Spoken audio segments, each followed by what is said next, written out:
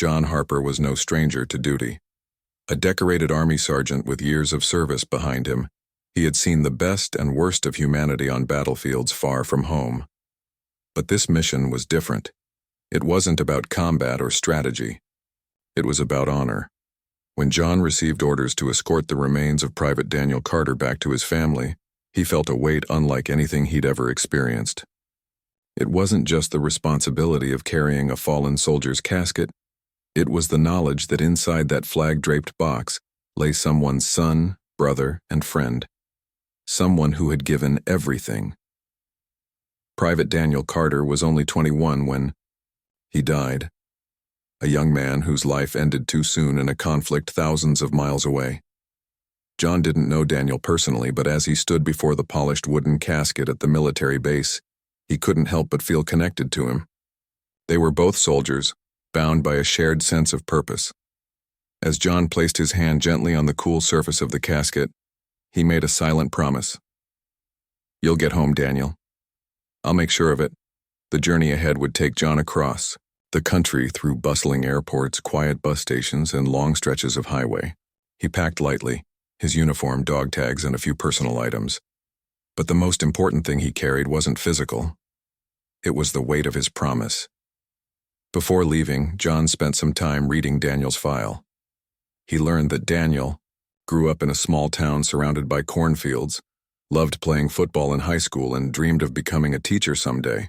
These details humanized the name engraved on the metal plate attached to the casket. To John, Daniel wasn't just another soldier. He was a person with dreams, fears, and people who loved him dearly. As John boarded the first flight, he noticed how others reacted to him. Some passengers whispered among themselves, nodding respectfully when they saw his uniform. Others simply stared, unsure of what to say. At one point, an elderly woman approached him, her eyes glistening with tears. "Thank you for your service," she said softly, placing a hand on his shoulder. John nodded, offering a faint smile. Moments like these reminded him why he chose this path, to serve not just his country, but also its people. But the trip wasn't without challenges. Airports were crowded, delays were frequent, and the hours dragged on. Still, John remained focused. Every time he glanced at the casket secured beside him, he reminded himself of the importance of his mission. He thought about Daniel's parents, waiting anxiously for their son's return, hoping against hope that their boy would come back alive. Instead, they'd be receiving a hero's final salute. The thought weighed heavily on John, but it also fueled his determination.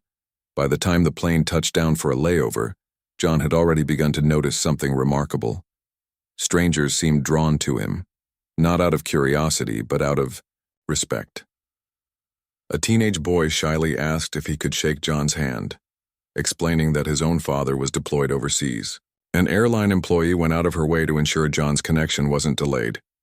Even the pilot announced over the intercom that there was a soldier aboard escorting a fallen comrade, prompting applause from the entire cabin. These moments, though small, filled John with a renewed sense of purpose. Yet despite the kindness he encountered, John knew the road ahead wouldn't be easy. Escorting a fallen soldier came with its own set of difficulties, emotional, logistical, and sometimes even confrontational. Little did he know, his greatest challenge was still waiting for him at the next stop. The journey continued, and with each mile, John Harper felt the weight of his mission grow heavier. After the layover, he boarded a regional bus that would take him closer to the final destination. The casket was carefully loaded into the luggage compartment beneath the bus, and though John trusted the handlers, he couldn't shake the feeling of unease. He kept glancing out the window, as if expecting something, or someone, to go wrong. The quiet hum of the engine and the rhythmic swaying of the bus did little to calm his nerves. As the bus traveled through rolling hills and small towns, John found himself reflecting on the stories he'd read about Private Daniel Carter.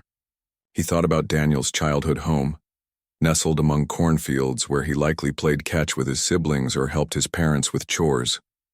John imagined the young man sitting at the dinner table, laughing over inside jokes only family members understood. These images made Daniel feel less like a name on a file and more like someone John had known personally. It was strange yet comforting to think of him this way.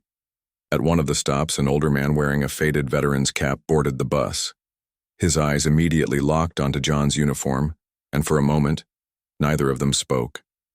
Then, with slow, deliberate steps, the man approached John and extended his hand. "Sergeant," he said, his voice gravelly but warm, "thank you for what you're doing." John shook the man's hand firmly, nodding in acknowledgement. The man didn't say much else, but his presence lingered long after he got off at the next stop. Word seemed to spread subtly among the passengers that John was escorting a fallen soldier. People began acting differently, not with pity, but with quiet reverence. A mother hushed her noisy children when they ran past John's seat. A teenage girl offered him a bottle of water, insisting he take it even after he politely declined twice. Even the bus driver during a brief rest stop came up to John and saluted him before returning to his duties. Each act of kindness reminded John that he wasn't alone in this mission. There were countless others who cared deeply about honoring those who served. Despite these moments of connection, the journey wasn't without its difficulties. Long hours on the road meant little sleep, and John often found himself staring out the window, lost in thought. He replayed the events leading up to this assignment, the battles fought, the lives lost, and the promises made to families waiting anxiously for closure. He wondered how Daniel's parents were coping. Were they holding on to hope even now, or had they already begun preparing for the inevitable? As the bus neared the international port where the casket needed to clear customs, John's anxiety spiked. Ports were notorious for bureaucratic delays, and he couldn't afford any setbacks. Time was of the essence, not just because Daniel's family deserved answers, but because every extra hour spent waiting felt like another hour of disrespect to the fallen soldier. John clenched his fists tightly, willing himself to stay focused. He repeated Daniel's name under his breath, grounding himself in the purpose of his mission. When the bus finally arrived at the port, John stepped off cautiously, scanning the area. The casket was unloaded and placed on a cart, ready to be inspected by officials. As John followed behind, he noticed the stern expressions of the port workers. Something about their demeanor set off alarm bells in his mind. They weren't just going through routine procedures, they seemed intent on making things difficult. John squared his shoulders, preparing himself for whatever came next. He knew that standing up for Daniel might mean facing resistance, but he also knew one thing for certain. No protocol, no rule book, and no amount of red tape could ever justify dishonoring a hero's memory. The port was a maze of activity, forklifts buzzing back and forth, workers shouting orders, and piles of cargo stacked high like walls closing in around John Harper. The air smelled faintly of salt water and diesel fuel, a sharp contrast to the quiet respect he'd encountered on the bus. As he followed the cart carrying Private Daniel Carter's casket, John couldn't shake the feeling that something was off. The officials here didn't look at him with the same acknowledgement or reverence as the people before. Instead, their eyes were cold, almost dismissive, as though they saw him not as a soldier but as an inconvenience. At a small inspection booth near the edge of the dock, a middle-aged man wearing a navy blue uniform approached John. He introduced himself as Mr. Grayson, the head customs officer for the area. His tone was clipped and impersonal, his words measured but devoid of warmth. "We'll need to inspect the contents of the casket," he said matter-of-factly, gesturing toward the flag-draped box. John froze, his jaw tightening. Inspections weren't uncommon, but this request felt different. There was no hesitation. In Grayson's voice, no recognition of the gravity of what he was asking.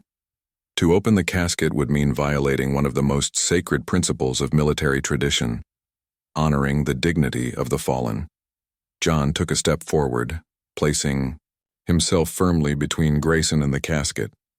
"Sir," he began, his voice steady but firm, "this is the remains of a U.S. soldier who gave his life in service to our country. This casket is sealed according to protocol, and it will remain that way." Grayson frowned, clearly unimpressed by John's response. "I understand your position, Sergeant," he replied, though his tone suggested otherwise, "but we have procedures to follow. We can't make exceptions, not even for special cases." The word special carried a hint of condescension, as if Grayson viewed John's mission as nothing more than paperwork to process. John's heart pounded in his chest. He clenched his fists at his sides, forcing himself to stay calm. "These aren't just procedures," he shot back, his voice rising slightly despite his efforts to control it. "This is about respecting the sacrifice of someone who died serving our nation. You don't get to treat him like another piece of luggage." By now, a small crowd had begun to gather, workers pausing mid-task, travelers passing through the port stopping to watch the exchange. Some looked curious while others seemed uneasy, sensing the tension building between John and Grayson. One worker muttered under his breath, "Man's just doing his job." But another quickly countered, "Yeah, but so is the sergeant." Grayson crossed his arms over his chest, his expression hardening. "Look, I don't want any trouble," he said, though his actions suggested otherwise. "But if you refuse to cooperate, I'll have no choice but to escalate this." He glanced, pointedly at two security guards standing nearby, their presence suddenly looming larger than before. It was clear he wasn't bluffing. He intended to push the issue until John relented. For a moment, John considered backing down. After all, arguing with these men could delay the journey even further, and Daniel's family was waiting. But then, he thought about Daniel himself, young, brave, selfless, and the promise John had made to bring him home with honor. How could he stand there and let bureaucrats strip away the very respect Daniel had earned? No, he decided. This wasn't just about following rules. It was about standing up for what was right. "I'm sorry, sir," John said, his voice low but unwavering. "But I can't allow that. If you try to open this casket, you're making a mistake. A big one." His words hung in the air, heavy, with meaning. For a brief second, Grayson hesitated, perhaps sensing the weight of the situation. But then he signaled to the guards, who stepped closer, ready to intervene. The standoff had begun. The tension in the air was palpable, thick enough to cut with a knife. John Harper stood his ground, his posture rigid and unyielding, as if rooted to the spot. His eyes locked onto Mr. Grayson's, unwavering and resolute. The two security guards took another step closer, their boots scuffing against the concrete floor of the port. One of them reached for the casket, his fingers brushing against the edge of the American flag draped over it. That single act ignited something deep within John, a fire that burned hotter than his fatigue or frustration. "Don't touch that flag," John said, his voice low but laced with steel. It wasn't a request, it was a command. The guard froze mid-motion, glancing uncertainly at Grayson for guidance. For a split second, the entire scene seemed suspended in time. John's clenched fists, the guard's hesitance, the growing crowd, watching silently from the sidelines. Then Grayson spoke again, his tone icy and dismissive.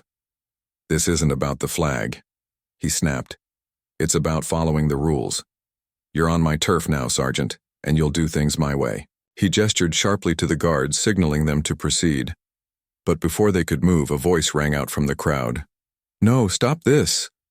All heads turned toward the source of the interruption. A man in his late 50s, wearing a faded leather jacket adorned with military patches, stepped forward. His face was weathered, his shoulders slightly stooped, but there was no mistaking the authority in his voice. He walked straight up to Grayson, planting himself between the customs officer and the casket. Behind him, several others began to emerge from the crowd. Veterans, some leaning on canes, others wearing hats emblazoned with unit insignias. They formed a protective circle around John and the casket, their presence commanding respect. "You don't understand what you're doing," the first veteran said, pointing a finger at Grayson. "This isn't just some package, this is one of ours. A brother who gave everything, and we won't let you disrespect him." Grayson's face reddened, caught off guard by the sudden show of solidarity. "This is a federal facility," he stammered, trying to regain control of the situation. "You're interfering with official business." "Official business?" Another veteran barked, his voice sharp enough to silence the murmurs of the crowd. "Is that what you call dishonoring a hero? Is that what you call spitting on the sacrifices made by men and women like us?" His words struck a chord, not just with the veterans but with everyone present. Even the security guards exchanged uneasy glances, clearly uncomfortable with the direction things were heading. John felt a surge of gratitude wash over him as he looked at the faces surrounding him. These were strangers, yet they had stepped up without hesitation, united by a shared sense of duty and honor. One elderly woman clutching a cane whispered, "God bless you, son," her voice trembling with emotion. Another man removed his cap and held it over his heart, bowing his head in silent tribute to the fallen soldier. Grayson, however, refused to back down. "I warned you," he growled, turning to the guards. "If they interfere, arrest them." The threat hung in the air, heavy and menacing, but instead of intimidating the group, it only strengthened their resolve. The veterans tightened their formation, standing shoulder to shoulder like a human shield. Their message was clear. No one was getting past them. John felt a lump rise in his throat as he realized the magnitude of what was happening. This wasn't just about Private Daniel Carter anymore. It was about every soldier who had ever served, every life lost in defense of freedom. These people weren't just defending a casket. They were defending an ideal, a promise that those who made the ultimate sacrifice would never be forgotten. For a moment, the world seemed to hold its breath. Grayson stared at the wall of determination before him, his confidence wavering. The guards shifted uncomfortably, unsure whether to follow orders or heed the moral compass tugging at their hearts. In that brief pause, John knew they had struck a nerve not just with Grayson but with anyone who understood the weight of the moment. The standoff at the port had reached a boiling point. Mr. Grayson, the customs officer, stood fuming, his face flushed with frustration as he glared at the wall of veterans and supporters surrounding John Harper and Private Daniel Carter's casket. The guards hesitated, their hands hovering near their restraints but not quite committing to action. It was clear that enforcing Grayson's orders would mean confronting not just one man, but an entire group united in purpose. And no one wanted to be the first to cross that line. "You're making a scene," Grayson spat, his voice rising above the murmurs of the growing crowd. "This isn't some public spectacle." But his words only fueled the fire. A young woman holding her phone aloft shouted back, "No, you're making it a scene by disrespecting him." She began recording the confrontation, her camera capturing every tense moment. Within minutes, snippets of the video were being shared online, spreading like wildfire across social media platforms. Hashtags like Voyager Respect, Our Heroes, and Boing Stand with John started trending almost instantly. As the crowd swelled, so did the pressure on Grayson. Reporters from local news outlets arrived, drawn by the commotion, and soon cameras flashed relentlessly. One reporter shoved a microphone toward Grayson, demanding an explanation for why a fallen soldier's remains were being treated with such apparent disregard. Grayson stammered, visibly flustered, trying to defend his position without sounding callous. "We have protocols, laws, we can't ignore them," he insisted, but his arguments fell flat against the tidal wave of public outrage. Meanwhile, the veterans remained steadfast, their presence unshakable. An older man with a Purple Heart pinned to his jacket stepped forward, addressing both Grayson and the reporters. "Protocols don't override decency," he declared, his voice steady and powerful. "That casket holds someone who gave everything for this country. Everything. And you want to treat him like cargo, like he's less than human?" His words resonated deeply, drawing nods and murmurs of agreement from the crowd. Even some of the port workers, initially indifferent to the situation, now looked uneasy, shifting uncomfortably in their boots. John stood quietly amidst the chaos, his eyes fixed on the casket. He felt overwhelmed, not by fear or anger, but by gratitude. These strangers, many of whom he'd never met, were standing up for Daniel as if he were their own kin. Their courage reminded him of why he had chosen this mission in the first place, because heroes deserved better. Because even in death they should be treated with dignity and respect. Grayson, realizing he was losing control of the narrative, tried one last time to assert authority. "If you don't comply, we'll have no choice but to involve higher authorities," he warned, his tone desperate. But his threat rang hollow. The crowd erupted into jeers and boos, drowning out his voice. Someone yelled, "Higher authorities? You mean the ones who'll side with us when they see how wrong you are?" Finally, after what felt like an eternity, Grayson relented. Sort of. He signaled for the guards to step back, then retreated into the inspection booth, muttering under his breath about uncooperative civilians. The immediate threat of force dissipated, leaving behind a palpable sense of victory, but also lingering tension. Everyone knew the battle wasn't truly over. Yet, paperwork still needed to be processed, and there was no guarantee Grayson wouldn't try something else later. Still, the tide had turned decisively in John's favor. The veterans stayed close, ensuring no further attempts were made to tamper with the casket.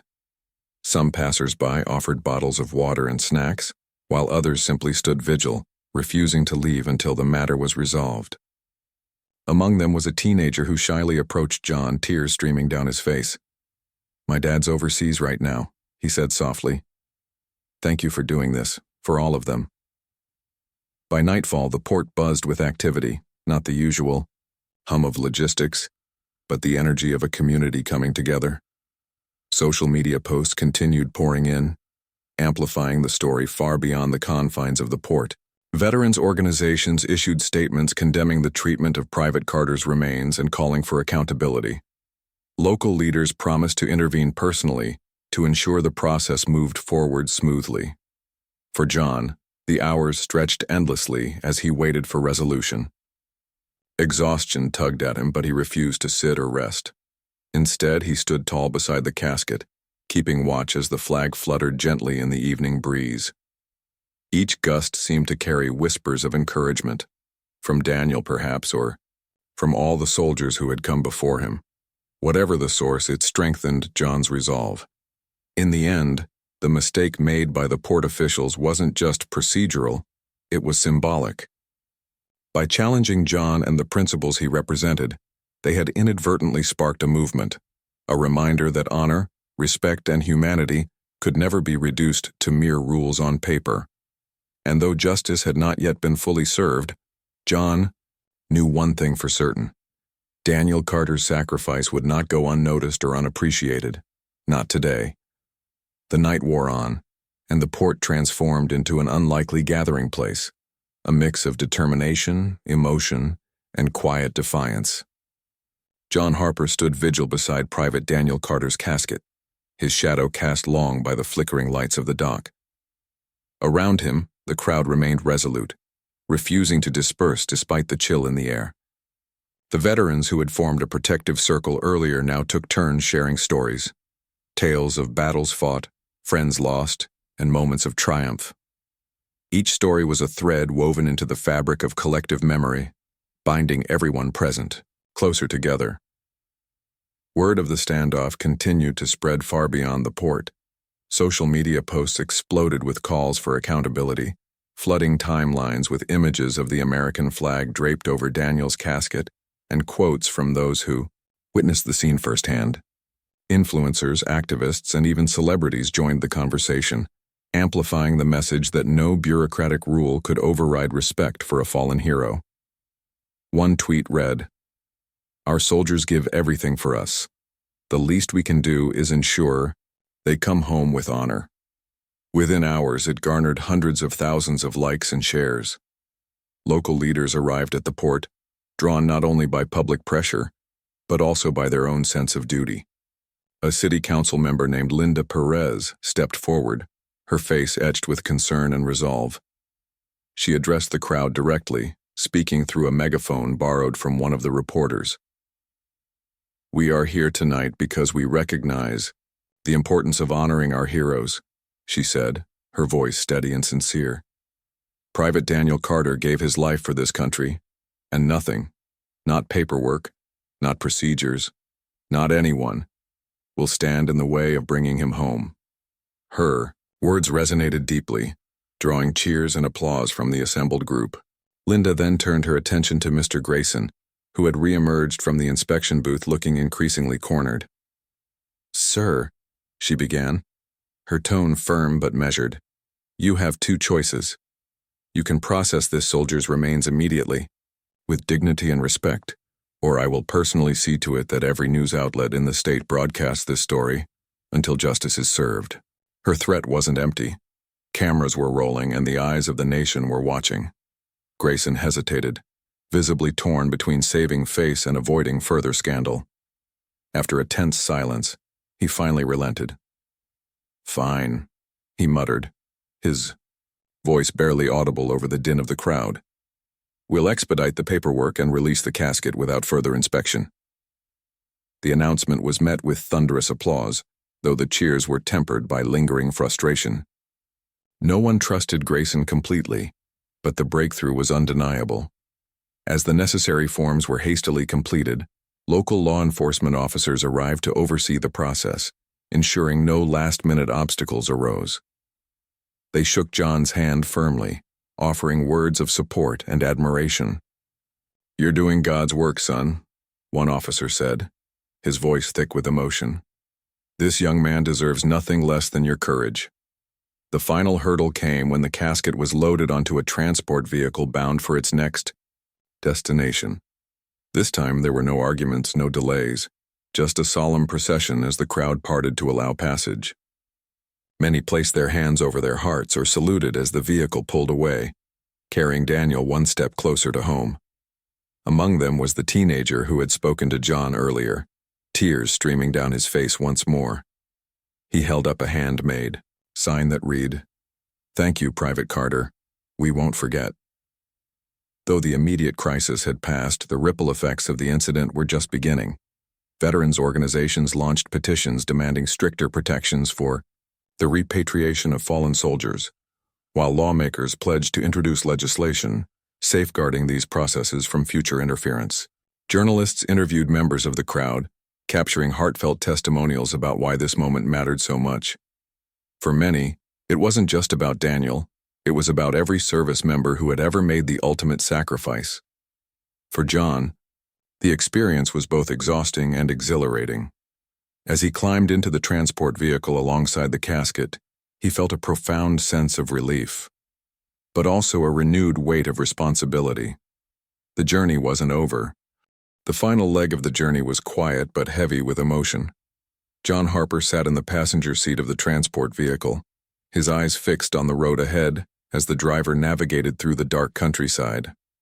The casket lay secured behind them, wrapped in its flag and bathed in the soft glow of the overhead light. Every bump in the road felt like a reminder of the weight they carried, not just physically, but emotionally. Though the confrontation at the port was over, its echoes lingered in John's mind. He replayed the events again and again, marveling at how strangers had come together to defend something greater than themselves. As dawn broke, painting the sky in hues of orange and pink, John allowed himself a moment of reflection. This mission wasn't supposed to be this complicated or this public, but perhaps that was the point. Maybe Daniel Carter's story needed to be told, not just for his family's sake, but for the nation's. It was a stark reminder that heroes don't always wear capes. Sometimes they're ordinary young men who step forward when called upon, leaving behind loved ones and dreams unfulfilled. And now, thanks to the courage of those who stood up at the port, Daniel's sacrifice would never fade into obscurity. When the transport vehicle finally arrived at the small town where Daniel's family lived, John could see the impact of the past few days written on their faces. News of the standoff had reached them too, carried by reporters eager to document every angle of the story. As John stepped out of the vehicle, he saw Daniel's parents standing on the porch of their modest home, clutching each other tightly. Their eyes were red from crying, but there was also a glimmer of gratitude and pride. They didn't know John personally, but they embraced him as if he were family, whispering thank you over and over again.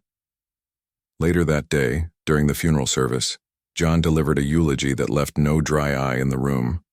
He spoke not just about Daniel's bravery in combat, but also about the humanity he represented, a son who loved football games, a brother who teased his siblings, a friend who dreamed of becoming a teacher. Daniel reminded us all what it means to serve, John said, his voice steady despite the lump in his throat. He gave everything so we could live freely, and because of him, we're reminded of the goodness in people, the way strangers came together to honor him when it mattered most. The turnout for the funeral was overwhelming. Neighbors, veterans, and even strangers from neighboring towns filled the church and spilled outside. Some brought flowers, others simply stood, silently, paying their respects. Among them were representatives from local government offices, military leaders, and activists advocating for better protections for fallen soldiers' remains. The incident at the port had sparked a movement, and Daniel's name became synonymous with change. In the weeks that followed, the ripple effects continued. Lawmakers introduced new legislation aimed at streamlining and safeguarding the repatriation process for fallen service members. Veterans organizations launched campaigns to educate the public about the sacredness of honoring those who made the ultimate sacrifice. Even Mr. Grayson, humbled by the backlash, issued a formal apology and implemented sensitivity training for his staff. For John, returning to civilian life after the mission was bittersweet. On one hand, he was relieved to have fulfilled his promise to Daniel. On the other, he couldn't shake the feeling that the world still had much work to do. But he took solace in knowing that Daniel's story had touched hearts across the country, and that his legacy would inspire acts of kindness and respect for years to come. One evening, as John sat alone in his apartment, he pulled out a small notebook where he'd jotted down thoughts during the journey. On the last page, he wrote a single sentence: "Honor isn't given, it's earned, fought for, and shared." Closing the book, he placed it gently on the table, feeling a deep sense of peace. Daniel Carter may have been gone, but his spirit lived on, not just in memories, but in the actions of everyone who refused to let him be forgotten. The weeks following Daniel Carter's funeral passed in a blur for John Harper. Yet each day felt like a step toward healing, not just for him, but for everyone touched by the journey. The small town where Daniel grew up became a symbol of unity and resilience, with neighbors coming together to support the Carter family in ways both big and small. Someone planted a tree in the park dedicated to Daniel's memory, its branches swaying gently as if whispering stories of courage to anyone who paused beneath it. Others organized fundraisers to create a scholarship in his name, ensuring that his dream of teaching would live on through students inspired by his legacy. For John, life slowly returned to normal, or at least as normal as it could be after such an extraordinary experience. He resumed his duties as a soldier, but something inside him had shifted. Escorting Daniel home wasn't just a mission, it was a reminder of why he chose this path in the first place. It reignited his belief in humanity's capacity for compassion and solidarity. Every time he put on his uniform, he carried Daniel's memory with him, a quiet presence urging him to keep fighting, not just for his country, but for the values it stood for: honor, respect, and dignity. The public response to the incident at the port continued to grow, turning what might have been a forgotten moment into a catalyst for change. Social media campaigns gained momentum, drawing attention to the challenges faced by families of fallen soldiers during the repatriation process. Lawmakers took notice, introducing bills designed to protect the sanctity of transporting remains and ensure smoother transitions for grieving families. Veterans groups worked tirelessly to educate the public about the importance of respecting these sacred journeys. Even news outlets revisited the story months later, highlighting how one man's determination had sparked a nationwide movement. One evening, while scrolling through his phone, John stumbled upon a video posted by Daniel's younger sister, Emily. In it, she stood beside the newly planted tree in the park, her voice trembling but full of gratitude. "I want to say thank you to Sergeant John Harper," she began, looking directly into the camera. "Because of him and because of all of you, we know my brother didn't die in vain. His sacrifice mattered, and so does every soldier who gives everything for us." Her words brought tears to John's eyes, not out of sadness but out of pride. He realized then that Daniel's impact extended far beyond his immediate family. It reached strangers, communities, and even future generations. As time went on, John found himself reflecting more deeply on the lessons he'd learned. The standoff at the port had taught him that standing up for what's right often requires courage, even when it feels like the odds are stacked against you. But it also showed him the power of collective action. how a single act of defiance could inspire countless others to join the fight. Those veterans who formed a protective circle around the casket weren't just defending Daniel. They were defending an ideal, and that ideal was worth protecting, no matter the cost. Months later, John received a letter in the mail. It was from Daniel's parents, written in careful handwriting that spoke of love and loss. They thanked him again for bringing their son home and enclosed a photograph of the family taken years ago. Daniel smiling brightly, surrounded by the people who cherished him most. On the back of the photo they had written, "Heroes never truly leave us, thank you for reminding us of that." John pinned the picture to the wall above his desk, where it served as both a tribute and a promise to continue honoring those who served. Though Daniel's physical presence was gone, his spirit remained alive in the hearts of those he touched. For John, the journey wasn't about closure, it was about connection. It reminded him that every soldier has a story, every family deserves peace, and every act of kindness matters. As he looked at the photo on his wall, he felt a renewed sense of purpose. Life may have moved forward, but Daniel's memory would always be a part of him, a guiding light leading him toward hope, justice, and unwavering resolve. And so, the story of Private Daniel Carter became more than just a tale of sacrifice. It became a testament to the enduring power of honor. Through John's bravery, the crowd's solidarity, and a nation's awakening, Daniel's legacy lived on, not as a tragedy, but as a triumph of humanity's ability to come together in the face of adversity.